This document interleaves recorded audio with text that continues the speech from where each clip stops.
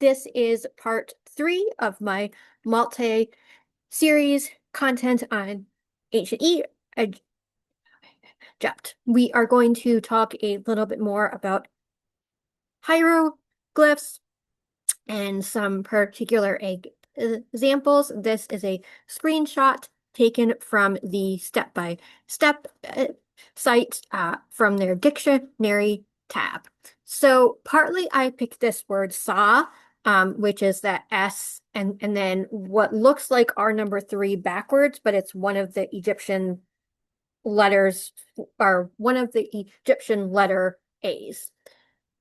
And I put this here because partly to illustrate the principle that I've talked about earlier, which is that the same word can be written with different combinations of pictures or images, but it's when you transliterate it, it's transliterated the same way.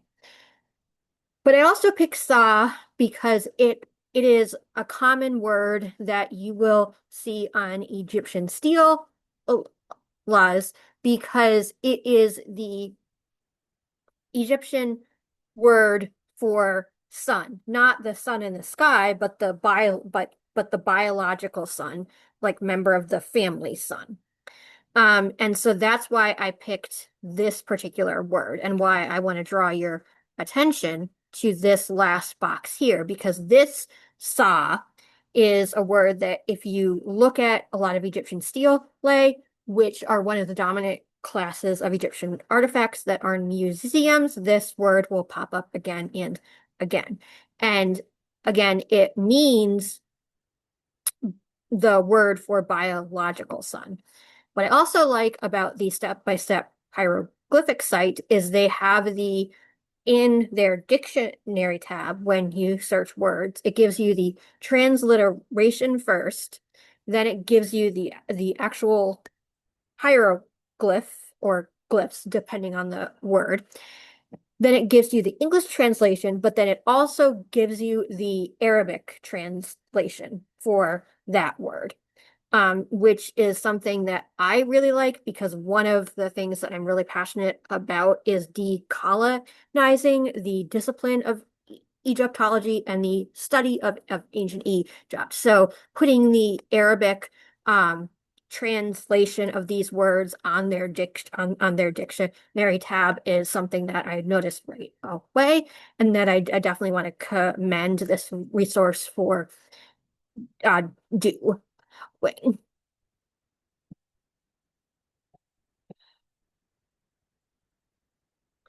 All right, and then we also have another word, ka, because again, this illustrates a couple things. So one, that the same word or the same transliteration can mean very different things depending on the context. And like with the word for sun, these are words that you will see commonly on Egyptian objects in museums. So we have the word ka, which is in both these contexts, it's the same transliteration, the K, and then what looks like our number 3 backwards, which is one of the Egyptian A's. But it can mean like a bull, like the noun for one bull or one cow, which is ka, the translation of ka in this first box here. But it can also mean the word that roughly translates to your soul or your spirit or your essence, which is the hieroglyphs in this form of ka here. And if you notice for the ka that can mean bull or cow, some of these ways of writing it, because these all represent different ways that ka can be depicted. So 1, 2, 3, 4, 5. Number 1 has a determinative at the end. And actually, this is kind of a phonetic complement, I think, slash determinative, but this is the main determinative. And then if you look at the translation of ka as the word for your soul or your spirit or your essence, you'll notice that in this version, it doesn't have a determinative. It just has the bi literal ka with that singular dash, meaning this is just one thing. It's not a plural now. And then you go down here and you get into a combo of either it has the determinative at the end or it has a determinative with a phonetic complement type function before it as well. All right. And then like modern English, hieroglyphs and the system of Old Egyptian to late Egyptian had pronouns. And in terms of the source of where I got this chart, I got it from Hotch's Middle Egyptian Grammar, page 32.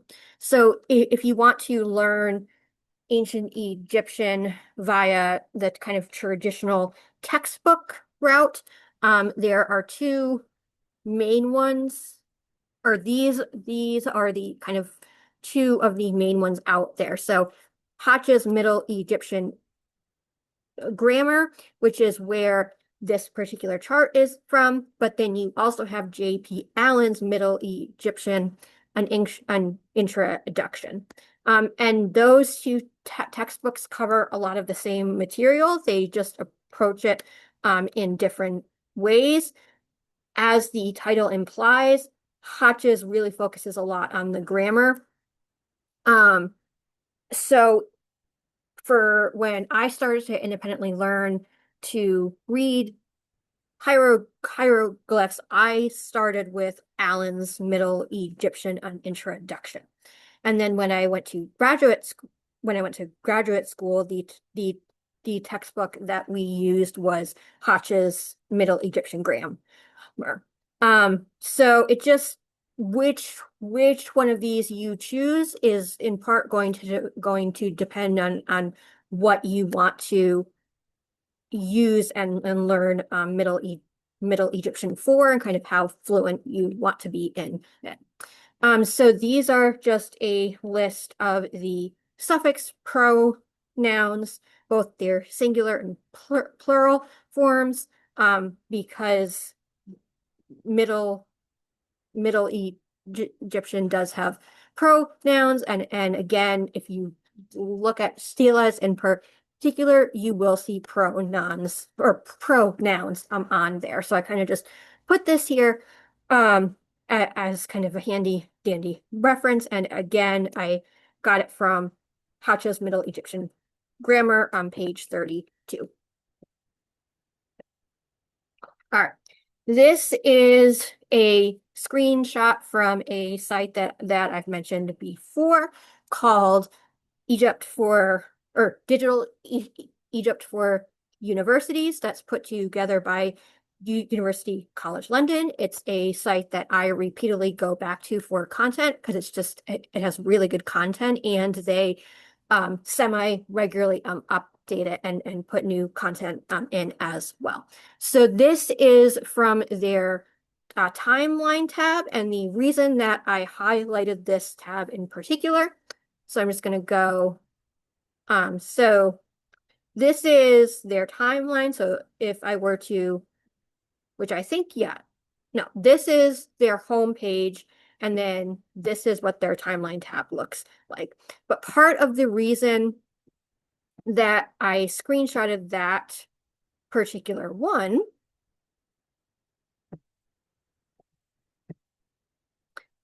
is because if you look at this side here, for each of those chunks of time that I talked about for ancient Egypt, starting all the way back in the Paleolithic to the late period, and then the timeline on the site goes further down, but I'm most interested in these chunks of time. So that's why for the screenshot, I kind of ended it at the late period, but it does go all the way into modern Egyptian history in terms of the original source. But what this timeline does really well and kind of serves as a handy dandy reference is for each of those chunks of time, it gives you an approximate duration of how long they may have lasted. As I talked about in part one, the dating system and the chronology that we use for ancient Egypt is somewhat artificial, and the conversion into our calendar years is fraught with difficulties of many kinds. So the exact length of, for instance, the early dynastic depends in part on which dynasties you consider to be early dynastic and which dynasties you consider to be old kingdom. And that has fluctuated within the scholarly community. So in terms of the duration, take these numbers with a grain of salt because it is possible that they might change, give or take 5 years or 3 years, but it does give you a good placeholder for a sense of how long these time spans lasted, because like we're not going to suddenly add like archaeology isn't suddenly going to add, say, another 1,000 years to, or another 900 years to Nakata one. So right now the digital Egypt's puts it at 500. Depending on the source or article that you're reading, and that may change to, I don't know, 450, so, but that's where this comes in as a help, is it gives you the baseline and a true sense of just how long the ancient Egyptian civilization lasted within these different periods of time, and why we need sub periods, even though it's not, the system doesn't fully work, because the years are so long that if we don't mark them in some way, even if it is somewhat artificial, we can't then debate and argue about all the other things Egyptology argues about. So kind of keep that in mind. This is from a book by Alice Stevenson on page 8, which looks at the pre-dynastic period in particular, and the different things that kind of may have happened, and a lot of the political developments and kind of how the state, or what we can call the ancient Egyptian state may have come to be. So the chart starts with the Paleolithic, and then it goes into the Old Kingdom. So I just put this here because it's kind of a handy dandy reference for the main developments that happened during or up to the Old Kingdom. And again, it's from Alice Stevenson's Material Culture of the Pre-Dynastic Period, page 8. So this is a good point where if you wanted to, pause it here and read this chart in full, this is also one of the books that I definitely recommend you get if you want, in terms of reading the full publication, because this is a really good book, and it has a lot of good images that are not in the public domain. So I just wanted to put that there. All right, so now, sorry, I just heard a car door. So I just want to make sure that members of my household, okay.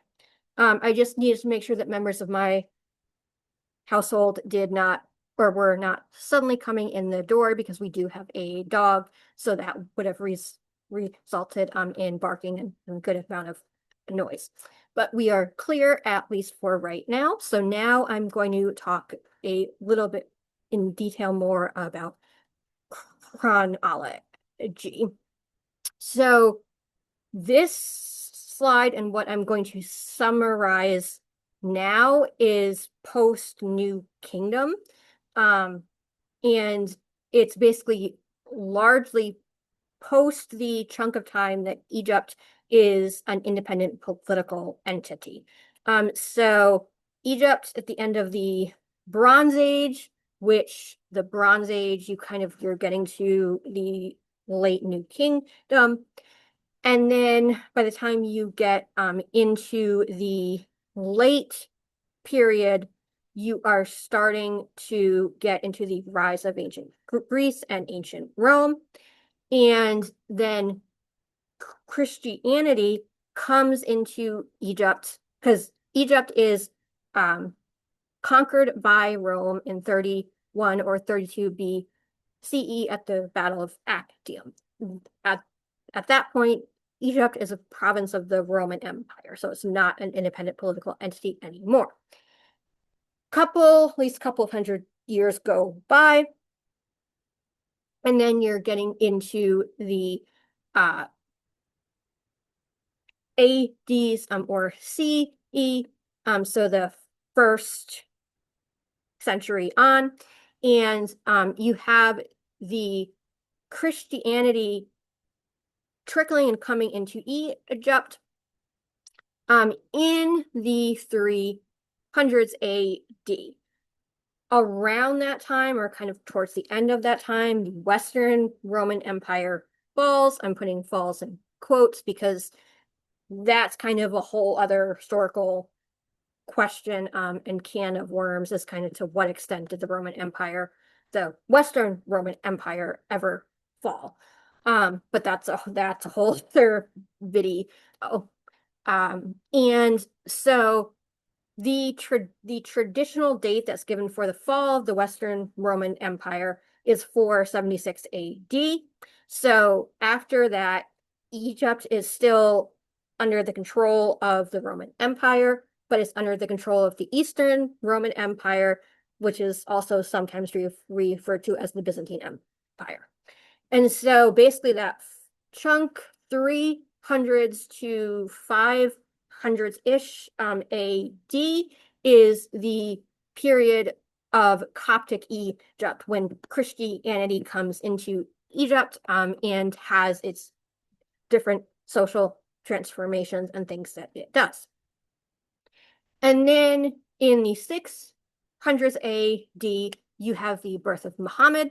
And so you have the rise of Islam and Islamic forces that then begin to fan out and take over parts of the Middle East. And in the 640s, Egypt is taken over and politically controlled by Muslim forces. And then from then on, it's basically under the control of different Muslim empires to a lesser or greater extent.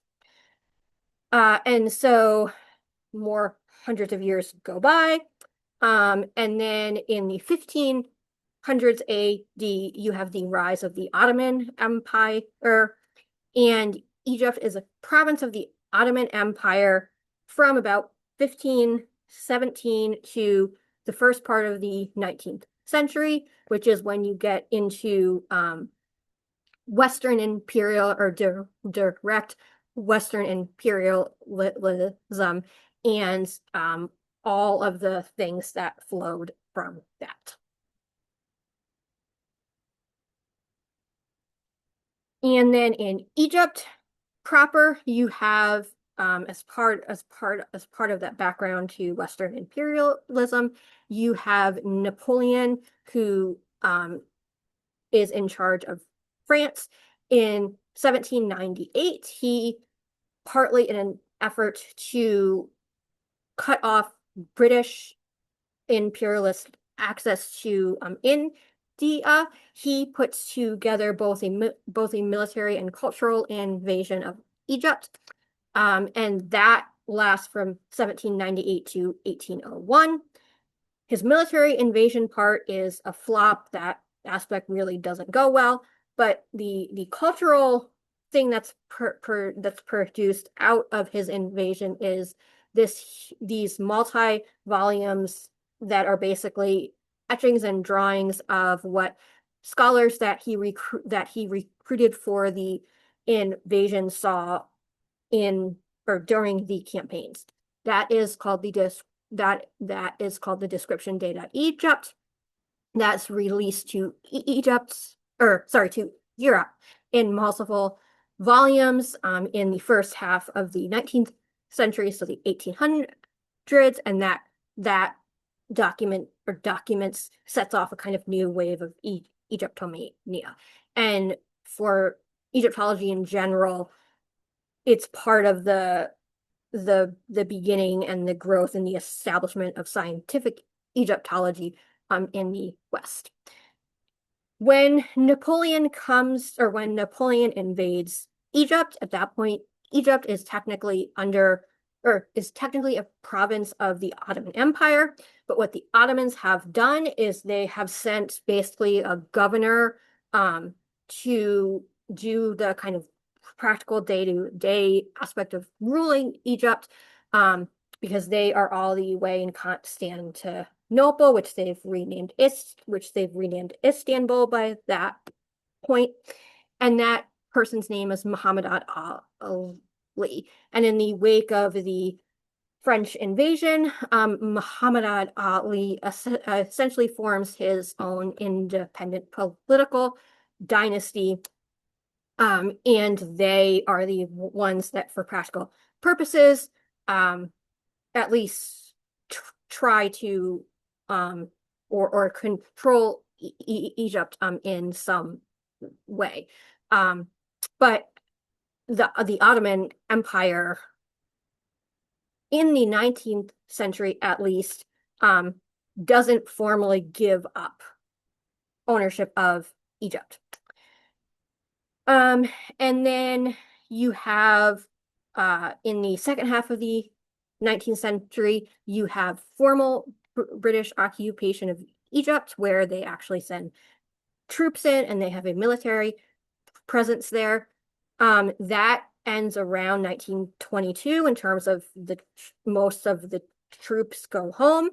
But Egypt doesn't regain full independence until the 1950s, because it's only in the 1950s that the Western forces, including Britain, send their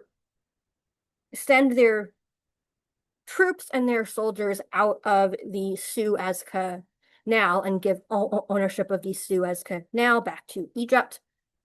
And also the Egyptian government controls the antiquities service again, with Egyptians at the head. So that's why the full political independence for Egypt is later than semi-independence. Part of what you have in the 19th century, particularly the second half, so 1850s-ish on, is you have the development of what's called scientific archaeology. So not just looking for the shiny stuff to put in museums, but doing things in a more methodical way, keeping actual records, looking for pots and things that weren't gold or jewels. And in Egyptology, the main person that's kind of given credit for starting this trend is Sir William Petrie, and you see him pictured here. And he did archaeological work in kind of the greater Near East as well. But one of the major things that he did is he figured out a way to do relative dating using ceramics, because radiocarbon dating wasn't a thing yet. So he was basically trying to figure out a way to use objects or material culture to figure out broadly speaking what came later and what came early. Um, early. And this is the black-topped pottery that he drew on for his sequence dating system.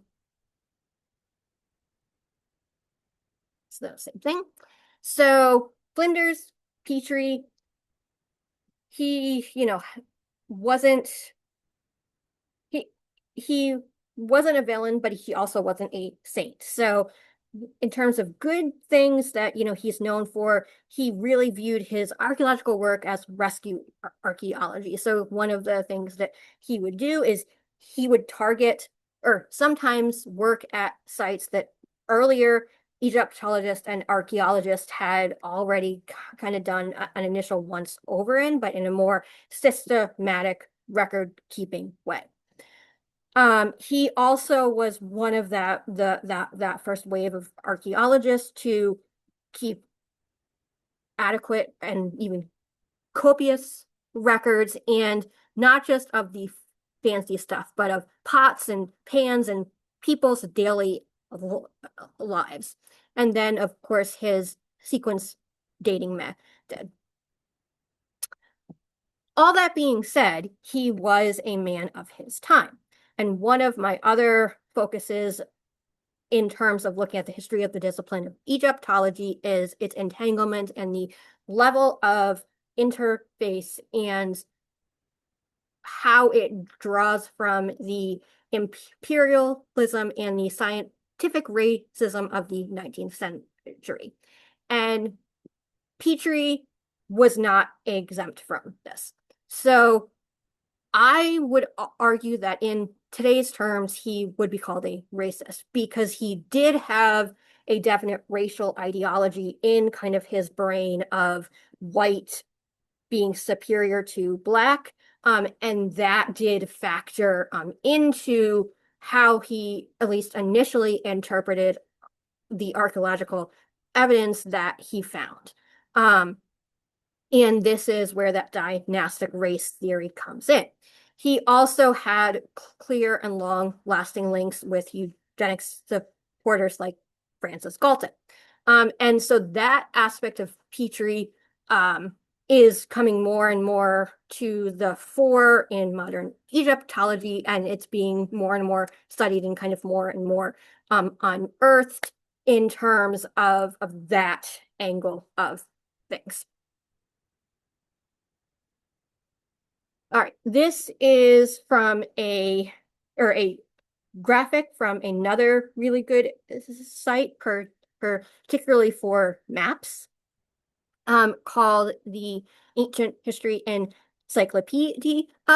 This is a timeline of ancient Egypt that starts around the pre-dynastic period, which is what that white line represents here, and then goes to the third intermediate period. So this gives you a kind of a visual summary of those different chunks of time. Again, the exact calendar years, because of the way that Egyptian dating works, are not going to be completely consistent and uniform if you dig deeper kind of into otherly scholarly resources and articles. So this is another book source that I highly recommend, particularly if you want to get kind of an overview of the scholarly consensus for what was happening during a lot of these chunks of time, which is the Oxford History of Ancient Egypt. So these are those chunks of time starting with prehistory, and then the calendar years that the Oxford History of Ancient Egypt gives, which is why I've specified, partly why I've specified that publication is the publication that I'm taking these dates from. And so And the one of the other advantages of the Oxford History of Ancient Egypt, because each chapter covers a different period of time and they go in chronological order. So it starts all the way back in the Paleolithic, but then it goes past the New Kingdom all the way into the Greco-Roman period, which sometimes is a slightly more neglected period of Egypt's history. So I just wanted to point that out. I'm not going to go through all of these, but one of the other really cool features of the Ancient History Encyclopedia site is they have an interactive map that you can plug dates into, and it shows you what's happening in those dates for the ancient Middle East. So it doesn't show South America. I don't think it shows the Arctic, but it shows the Mediterranean region and what we would call the Middle East. So what I've done is I have put, starting with the Naqada period, I've put different dates in the map to kind of give you an idea of not just what was going on in Egypt, but what was going on in kind of the wider area. So I'm just going to click on this one here. So this map, they don't right now. Sorry. Right now, the map just goes until about 270 BCE in terms of information that they've plugged in, where you can put the date in and it kind of shows you what's going on.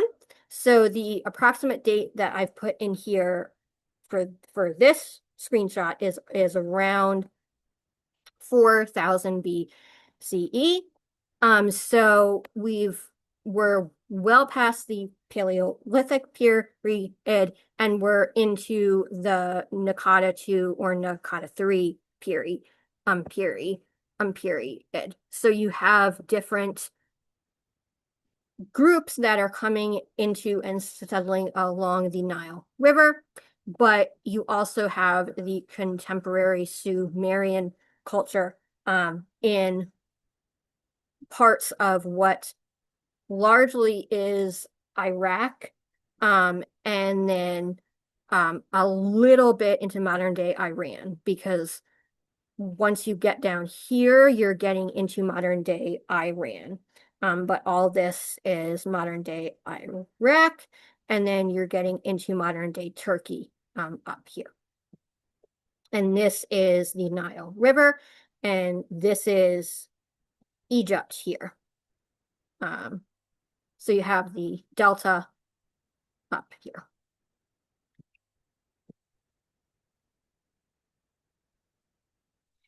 So these are different dates that you can plug in if you want into that map, that basically are, I've chosen them because they are major transition points in the chronology and the history of ancient Egypt.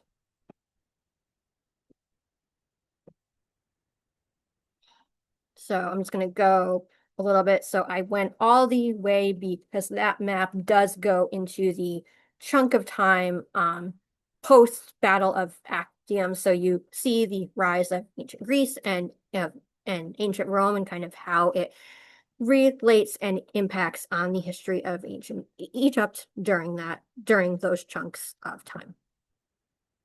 All right, so now we are going to, and this is, I'm going to do this slide and then I'm going to end this segment. But if you look at the chronology that Egyptology uses to date ancient Egypt, versus the chronology that the ancient Egyptians themselves used and the way that they dated things, it's not the same. So if you were to travel back in time to say what we call the New Kingdom, you stopped a random Egyptian, farmer and said like, well, how's the New Kingdom going? They would look at you like, what are you what are you talking about? What's the New Kingdom? Because the Egyptians on their objects and the way that they dated things was they said the name or names of the person that was currently on the throne, because there were female pharaohs as well as male pharaohs, so both female and male rulers. What year of that reign has been reached, so the regnal year, and then sometimes, but not always, what month or chunk of time in the agricultural cycle that object was made in. So it's from these three things that modern Egyptology then converts via different methods into our calendar years. So this is from this was originally found in a tomb wall at the site of Marna, and this is a 19th century drawing of part of that tomb wall. But the thing that I want you to pay attention to is this chunk here, because this part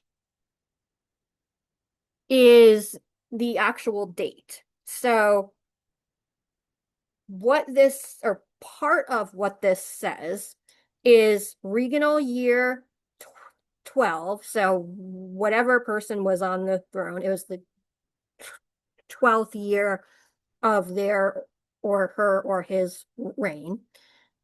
And then it also tells us that it's the second month of the seed season. So where are we in the agricultural cycle? And then it goes even deeper than that because it gives us the particular day. So day 8.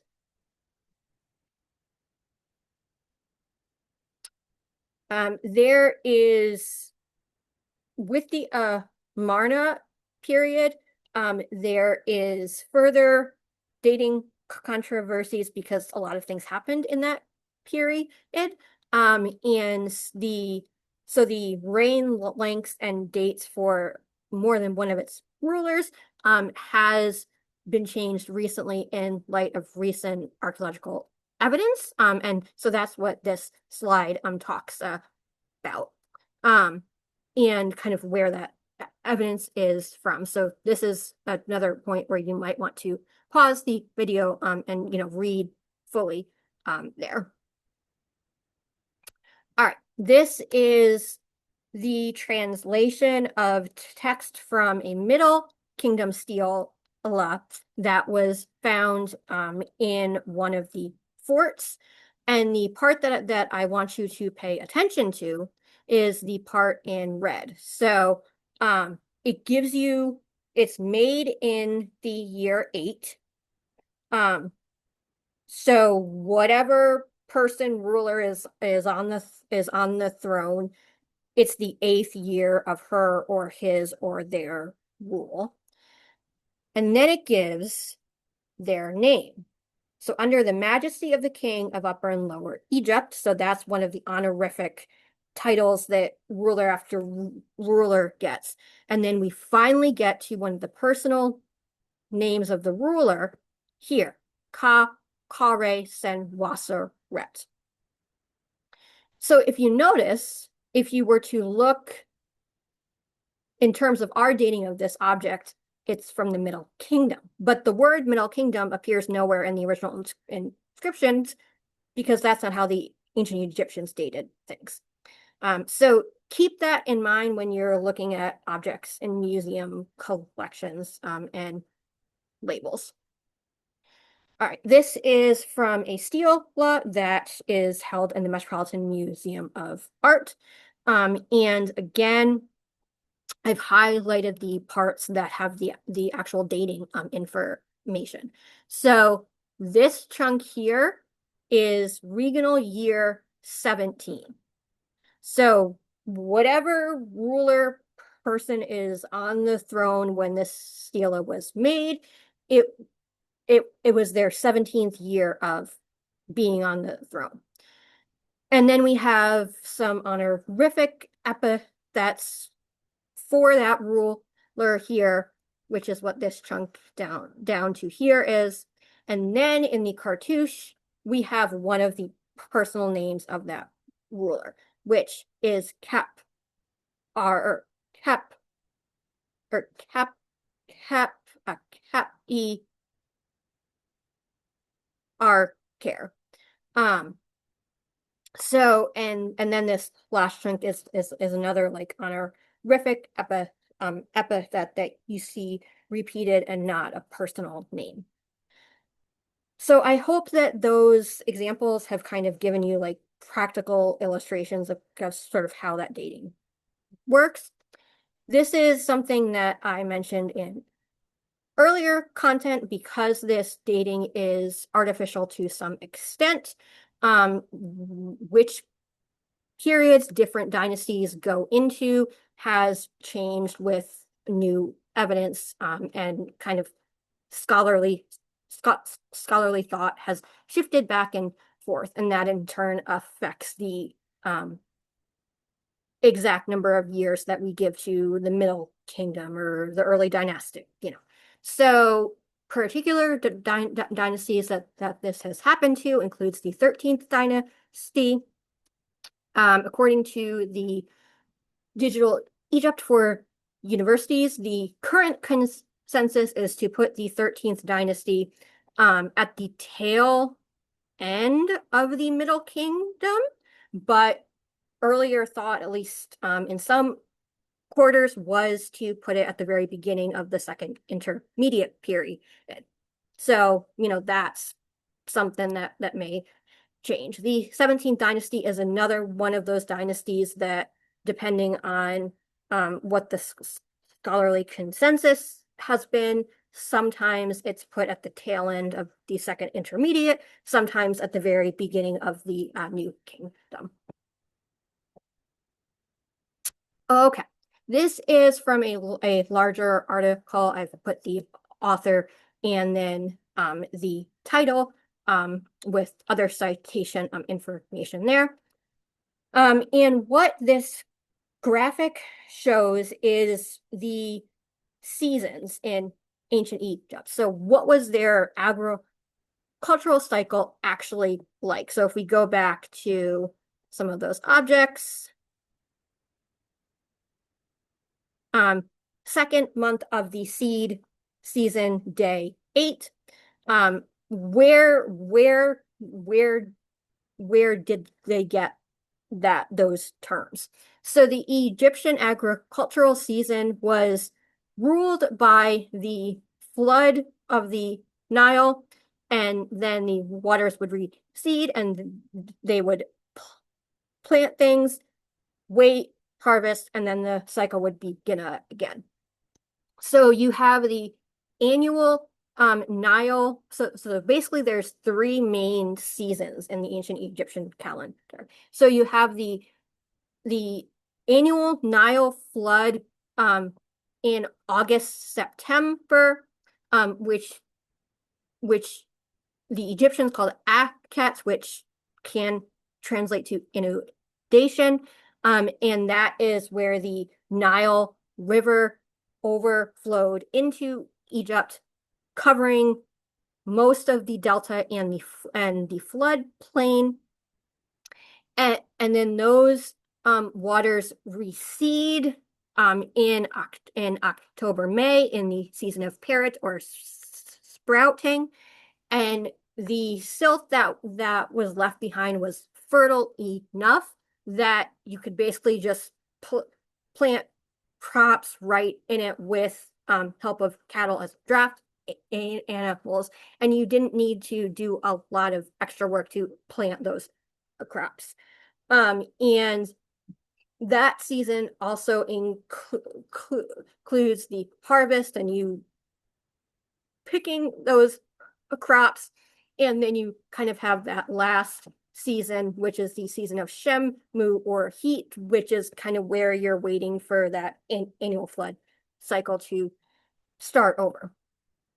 Because the country modern Egypt has put in place multiple dams, which partly provide electricity for Egypt's modern population. That annual cycle of flooding from the Nile River no longer happens. All right, so if in terms of if you want to get an idea of the geography that the ancient Egyptians experienced, things that you can go to in terms of sources that we have are travelers' accounts, maps, excavation records, or photos.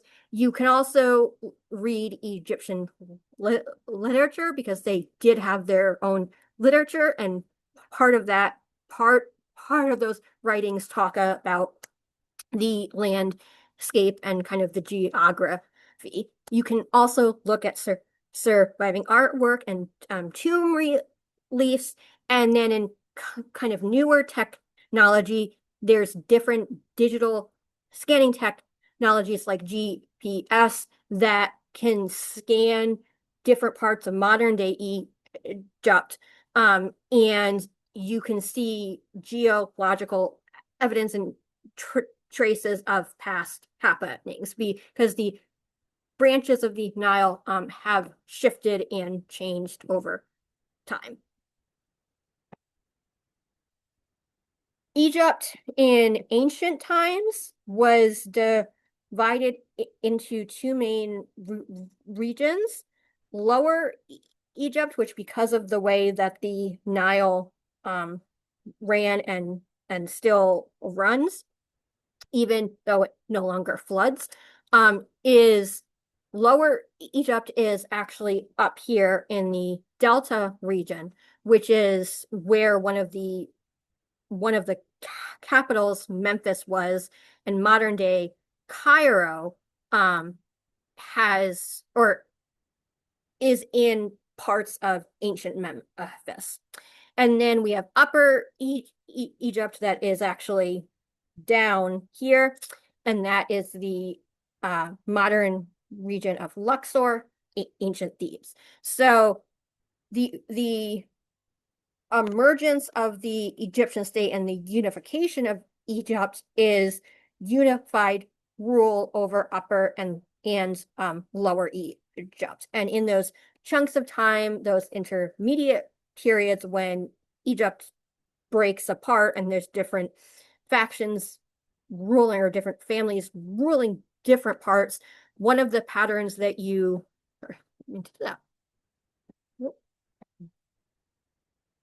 sorry. One of the patterns that you notice is the territorial breakups follow that Lower Egypt versus Upper Egypt geographical pattern on at least a broad scale. But these are important terms to know because in terms of the Egyptians' way of identifying things and names that they gave their different parts of their landscape, they used these terms. They used Lower Egypt and Upper Egypt.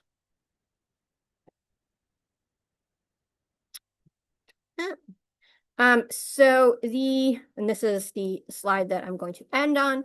So the Nile River was really the key to life in ancient Egypt, and it's still the key to life in modern Egypt, just not as much because we don't have that annual flood. And the annual flood of the Nile was regular enough that you didn't need to do a lot of work in terms of irrigation and like really heavy back-breaking labor to use that irrigation to kind of help your crops grow. That being said, there were times when when the level of the Nile flood was either too high or too low, and that, caused things to kind of go pear-shaped. So I'm going to stop here.